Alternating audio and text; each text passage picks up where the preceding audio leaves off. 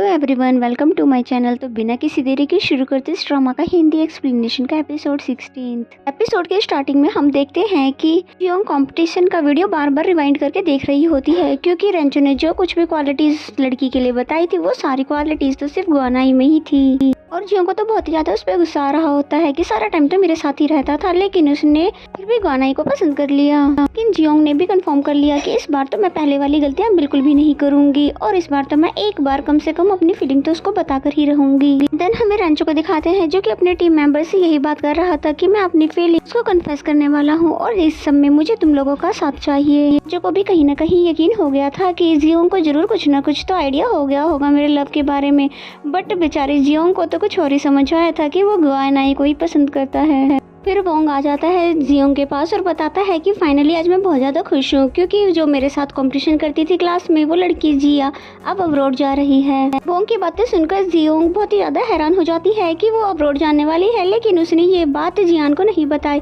और हम देखते हैं कि जियान बाहर खड़ा होकर ये सारी बातें सुन लेता है। जियोंग बोलती है, ओ गॉड, मेरे सामने जियान को मत लाना, नहीं तो मुझसे तो सारी सच्चाई उसके सामने निकल जाएगी। फिर नेक्स्ट सीन में हमें जुबाई को दिखाते हैं जो कि हॉस्पिटल में जिनियो को देख लेता है और साथ में उसके हाथ में एक कैंसर का आउटलेट भी होता है, जिसे देखकर तो उसे लगता है कि जिनियो को कैंसर हो गया है और शायद उसने मुझे बताया ही नहीं। फिर जिनियो से क्लियर कर देती है कि मैं अपने फ्रेंड के साथ यहाँ पर आई हूँ, मुझे कुछ भी नहीं हुआ, मैं बिल्कुल ठीक हूँ। फिर वो नोटिस करती है कि जुबाई को अभी भी उसकी इतनी ज्यादा फिक्र है, तो वो जल्दी से उसको हक कर लेती है और कहती है, मुझे पता था कि तुम मुझे अपने दिल से कभी भी नहीं निकाल सकते। और तभी हम देखते हैं कि जुबाई का ये तो सिर्फ सपना था और जबकि जिनियो तो उसके सामने सिर्फ एक क्लासमेट की तरह ही बिहेव करती है। एंड देन नेक्स्ट सीन में हमें जियोंग को दिखाते हैं जो कि पार्लर से बहुत ही एक्सपेंसिव सा करवा रही होती है, क्योंकि वो इस बार खुद से सामने से जाकर रेंचो को प्रपोज कर देगी। और साहु उसको वहाँ पे मना कर रही थी कि पता नहीं क्यों मुझे ऐसा लग रहा है कुछ न कुछ तो जरूर बुरा होने वाला है।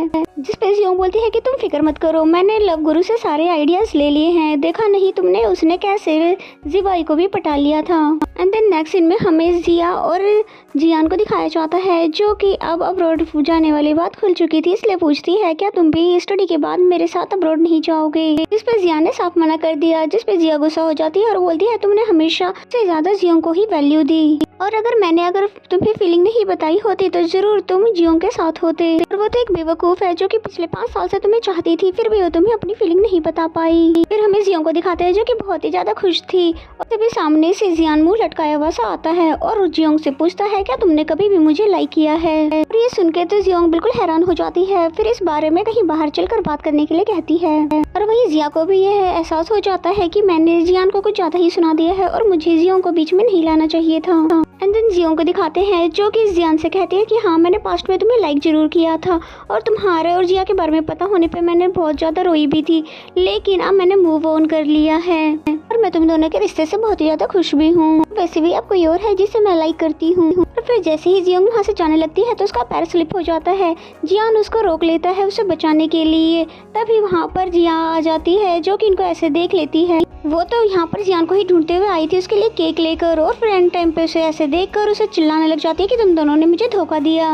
दोनों तो इसे क्लियर ही नहीं कर पा रहे थे कि तभी जिया ने जियान के ऊपर गुस्से में केक फेंका, लेकिन वो केक तो जाकर सीधे जियोंग को लग जाता है। तभी तो साहु कह रही थी कि मुझे ऐसा लग रहा है आज कुछ बुरा होने वाला है और वो शायद बुरी बात हुई यही थी। फिर वो जिया के पीछे जियान को जाने के लिए कहती है, फिर खुद छुपते छुपाते कैंपस आ जाती है कि कहीं उसे कोई देख ना ले, नहीं तो सब उसका मजाक उड़ाएंगे। पर बेचारी जिसे छुपना चाह रही थी वही उसके पीछे आके खड़ा हो गया। फिर बेचारी को तो अपना ये केक वाला फेस उसको दिखाना ही पड़ता है और फिर कहता है कि मेरे होते हुए भी किसी की हिम्मत है कि तुम पे हंस सके, इसलिए चलो मेरे साथ, मैं तुम्हारा फेस वॉश करवा देता हूँ। फिर रेंचो ने उसे अपना ट्रैक सूट भी पहनने के लिए दे दिया था और फिर कहता है कि तुम्हारे बालों से तो स्मेल आ रही है, चलो तुम्हारे बालों को मैं अच्छे से वॉश कर देता हूँ। और तभी जियोंग ने उसको सारी कहानी सुनाई कि कैसे उसके फेस पर ये केक लगा है, जिसे सुनकर तो रेंचो को बहुत ही तेज गुस्सा आ जाता है कि जिया की हिम्मत भी कैसे हुई तुम्हें हिट करने की। तभी जियोंग ने उसे क्लियर किया कि वो मुझे नहीं बल्कि जियान को मारना चाहती थी, पर बाय मिस्टेक मुझे लग गया। एंड देन फिर वो बोलता है कि मैं तुम्हें डिनर पे इनवाइट करना चाहता हूँ और इस बार तुम ध्यान रखना कि तुम लेट मत आना। इस पे तो जियोंग भी मान जाती है। एंड देन नेक्स्ट सीन में हमें रेंचो को दिखाते हैं जिसके साथ सारे फ्रेंड्स उसके लव प्रपोजल की तैयारियां करवा रहे थे, क्योंकि फाइनली उसके कन्फेशन से उन बेचारों की जान भी छूट जाएगी, क्योंकि बिना गलती के उन्हें पनिशमेंट जो मिलती थी। इवनिंग में जैसे ही जियोंग जा रही थी तभी उसे जियान की कॉल आ जाती है जो कि बताता है कि जिया पता नहीं कहाँ गायब हो गई है, मैं उसे ढूंढ नहीं पा रहा हूँ, प्लीज तुम मुझे उसको ढूंढने में मदद कर दो। इसके लिए ये तो जियोंग भी उसे मना नहीं कर पाती और वो जानती थी कि इस समय जिया कहाँ पर होगी। और फिर जल्दी से रेंचो को लेटाने का मैसेज करके जिया को ढूंढने के लिए चली जाती है, जबकि दूसरी तरफ बेचारा रेंचो तो बहुत ही अच्छे से तैयारी कर रहा था। तभी जियोंग का सामना कुछ गुंडों से हो जाता है, लेकिन वो सेफली यहाँ से गुजर जाती है। फिर रेंचो ने उसे कॉल करके उसकी लोकेशन पूछी, क्योंकि इतनी रात को अकेला जाना सेफली नहीं था। और फाइनली जियोंग जिया तक पहुँच जाती है, जो कि बहुत ही ज्यादा ड्रंक होती है और वो जियोंग को देखते ही उसे बहुत ही बातें सुनाने लग जाती है कि मैंने हमेशा तुम्हें नीचा दिखाने की कोशिश की, फिर भी तुम सबकी नजरों में अच्छी बन जाती हो, और इसमें मेरी क्या गलती है कि तुमने अपनी फीलिंग जियान को नहीं बताई। तुम हमेशा मेरे सामने ब्रेव बनने की कोशिश करती हो, लेकिन तुम सबसे ज्यादा डरपोक लड़की हो, और रेंचो ही वो लड़का है ना जिसे अब तुम लाइक करती हो। तुम मुझसे शर्त लगा लो कि आज भी तुम उसको अपनी फीलिंग नहीं बता सकती। उसकी बातें सुनकर वो बहुत ही ज्यादा इमोशनल हो जाती है और बोलती है कि हाँ, मैंने तुम्हें हमेशा से प्रोटेक्ट किया, फिर भी मैं बहुत ही ज्यादा डरपोक हूँ, लेकिन और ज्यादा नहीं, इस बार तो मैं जरूर रेंचो को अपनी फीलिंग बताकर रहूंगी। और फिर जैसे तैसे वो जिया को वहाँ से नीचे लेकर आ जाती है, तभी उनका सामना उन्हीं लोफर लड़कों से हो जाता है, जो कि इनको जाने नहीं दे रहा था। और जियोंग जिया को बचाते हुए ऐसे प्रिटेंड कर रही थी कि तुम लोगों का सामना करना तो मेरे बाएं हाथ का खेल है, और दिल ही दिल में वो गॉड से विश कर रही थी कि प्लीज गॉड रेंचो को यहाँ पर भेज दो, अगर वो यहाँ पर आ गया ना तो मैं उसे डायरेक्टली बता दूंगी कि मैं उसे लाइक करती हूँ। ये कहने की देर थी कि इतने में ही रेंचो यहाँ पर दौड़ता पहुँच आया था, और जिसे देख कर तो जियोंग बहुत ही ज्यादा खुश हो जाती है, और वो शूटिंग स्टार की तरह उड़ता हुआ आ रहा था, और जियोंग ने बता भी दिया कि मैं तुम्हें लाइक करती हूँ। जियोंग का भी क्या कहना, पहले तो बता नहीं रही थी, अब जब यहाँ पे लड़ाई कर रहा है तो उसे भी ये बोलकर डिस्ट्रैक्ट कर दिया, तो सब कुछ छोड़ छाड़ कर उसके सामने आ गया और बोलता है कि दोबारा बताओ कि तुमने अभी क्या कहा। और फिर जैसे ही जियोंग के हाथों पर वो चोट देखता है तो उसे बहुत ज्यादा गुस्सा आ जाता है। वो फौरन से अपना शर्ट उतार कर उसके फेस पे रख देता है, ताकि वो ये सभी मार कुटाई ना देख सके। और फिर होना क्या था, उसने एक ही बार में उन सभी गुंडों को ढेर कर दिया, और जब जियोंग अपने फेस से वो शर्ट हटाती है तो देखती है सारे गुंडे नीचे पड़े हुए थे। तभी वहाँ पर जियान भी आ जाता है, जो कि जिया को हक कर लेता है, और फिर जियोंग से उसका हाल पूछने लग जाता है, जिस पे रेंचो उसका हाथ पकड़कर वहाँ से ले जाते हुए बोलता है कि तुम सिर्फ अपनी गर्लफ्रेंड का ही ध्यान रखो। उसका ये कहना तो जियोंग को अच्छा लग रहा था, लेकिन उसे समझ नहीं आ रहा था कि ये तो मुझे डांट भी नहीं रहा, ना ही कुछ कह रहा है, पता नहीं इसके दिमाग में क्या चल रहा है। फिर तभी रेंचो जियोंग को डांटने लग जाता है कि तुमने आइंदा से कभी भी खुद को इस डेंजर सिचुएशन में नहीं डालोगी और दूसरों को प्रोटेक्ट करना छोड़ दो, सिर्फ अपने बारे में सोचो। जिसके बाद रेंचो ने उसके हाथ पे बैंडेज लगाई और फिर बताता है कि कल हमारा स्विमिंग कंपटीशन है, तो उसको देखने के लिए तुम जरूर आना, और वहीं पर मैं तुम्हें सब कुछ बता दूंगा। ये बात तो जियोंग को नहीं समझ आती, लेकिन साउ उसको समझा देती है कि वो कंपटीशन जीत कर तुम्हें इम्प्रेस करना चाहता है। एंड देन नेक्स्ट सीन हमें नेक्स्ट डे का दिखाया जाता है, कंपटीशन जहाँ पर हो रहा होता है। यहाँ पर जियोंग बहुत ज्यादा खुश हो रही थी कि फाइनली रेंचो उसके सवालों का जवाब दे देगा। फिर साउ को सू का मैसेज आता है, उसने उसे बाहर बुला लिया था कुछ दिखाने के लिए, पर जियोंग ने उसे जल्दी आने के लिए कहा। जैसे वो बाहर आती है तो सू ने उसे बुके दे दिया और कहा कि मुझे जो ने जियोंग के लिए बुके लाने के लिए कहा था, ये वाला मुझे काफी अच्छा लगा, इसलिए मैं ये तुम्हारे लिए लेकर आ गया। साउ ने भी फौरन से पिक्चर क्लिक करके जियोंग को सेंड कर दिया और बता दिया कि तुम्हें इस तरह के फ्लावर रेंचो देने वाला है, इसलिए पहले से ही रेडी रहना है।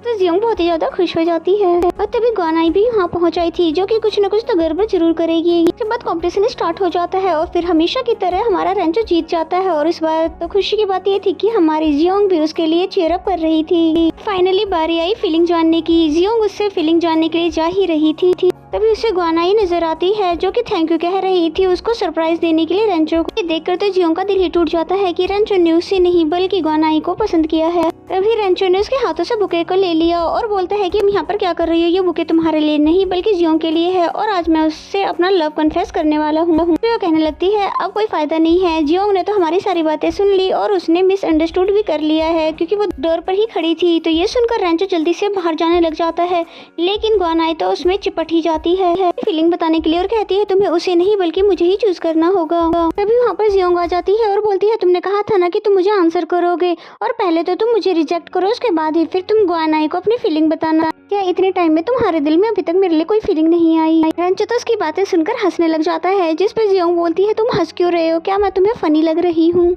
इस पे वो बोलता है कि फनी तो नहीं पर बहुत ही ज्यादा क्यूट लग रही हो, और फिर उसने भी अपनी फीलिंग बता दी कि मैं तुम्हें बहुत ही ज्यादा लाइक करता हूँ, और उसने उसको बुके देकर ये भी बोला कि क्या तुम मेरी गर्लफ्रेंड बनना चाहोगी। जियोंग तो ये सुनकर बहुत ही ज्यादा खुश हो जाती है कि रंचो उसे पसंद करता है और ये बुके भी उसी के लिए ही था और फिर गर्लफ्रेंड बनने के लिए भी हाँ कर देती है और ये सब कुछ तो गुआना से नहीं देखा जा रहा था और फिर कहने लगती है कि तुमने तो कहा था हम फेयर कंपटीशन करेंगे, इसलिए तुम अब मुझे भी फीलिंग बताने का मौका दो। जियोंग भी उसको मौका देकर वहाँ से बाहर चली जाती है, जिस पे तो रंचो हंसने लग जाता है कि ये किस तरह की गर्लफ्रेंड है जो अपने बॉयफ्रेंड को किसी दूसरी लड़की के साथ छोड़कर चली गई है। और फिर बाहर आने के बाद इस बेवकूफ लड़की को भी अकल आ जाती है कि मैंने ये क्या कर दिया, मुझे तो बल्कि अपने बॉयफ्रेंड का हाथ पकड़कर उससे बाहर लेकर आना चाहिए था। लेकिन वो गुआनाई के साथ चीटिंग भी नहीं करना चाहती थी कि तभी उसका पैर स्लिप हो जाता है और फिर वो गिर जाती है और इसी सीन के साथ ये एपिसोड यहीं पे खत्म हो जाता है। तो मेरा एक्सप्लेनेशन अगर अच्छा लगता है तो वीडियो को लाइक करें। तो मिलते हैं नेक्स्ट एपिसोड में, तब तक के लिए bye bye and take care.